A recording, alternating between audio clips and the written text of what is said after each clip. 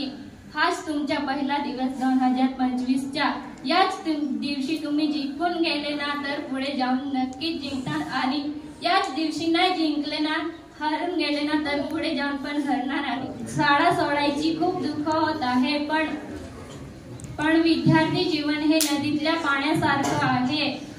नदीतलं पाणी कोणासाठी थांबत नाही तसेच विद्यार्थी जीवन हे पण कोणासाठी थांबत नाही म्हणून मित्र मैत्रिणींना आणि शाळा सोडावी लागणार आहे। जेव्हा मी 8वीत येताना झडपी शाळेतून 8वीत येताना आश्रम शाळेत शिकायला येताना मला असं वाटत होतं की आश्रम शाळा ही चांगली नाही आहे असं वाटत होतं।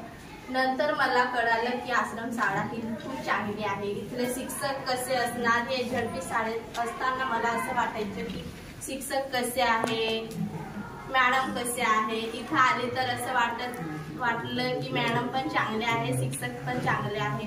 आता इथून जायची इच्छा नाही होत आहे माझी। जाता जाता मी आपटे सरांना पण सांगत जात आहे की दुसऱ्यांची चॉकलेट खायची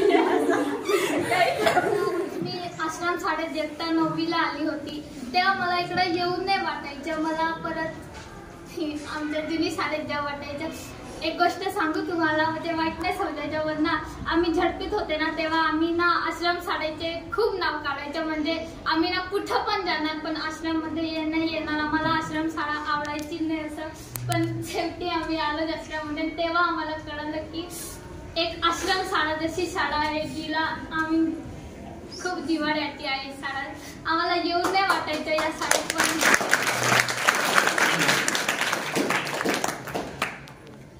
आठवीत असताना या शाळेत आली होती। या शाळेत येत असताना खूप काही प्रश्न माझ्या मनात होते की या शाळेत शिक्षक कसे राहणार, विद्यार्थी कसे राहणार। खरं सांगू तर आता या शाळेपासून माझे इतकं नातं जुळलेलं आहे। थँक्यू। खाली उतरण्यासाठी त्या शिडीचा आपल्याला वापर करावा लागतो, तसेच आपण या शिक्षकांना कधी विसरायचं नाही आहे। शाळा खूप चांगली आहे, विद्यार्थी खूप चांगले लाभ। तर फक्त तुमच्याबद्दल मी बोललो, मी बाकीच्या गोष्टी तुम्हाला वर्गामध्ये सांगितलेल्या आहे त्या सूचनांचे पालन करायचं, त्या आठवण करायच्या। एवढे बोलून मी माझे 2 शब्द संपवतो। थँक्यू।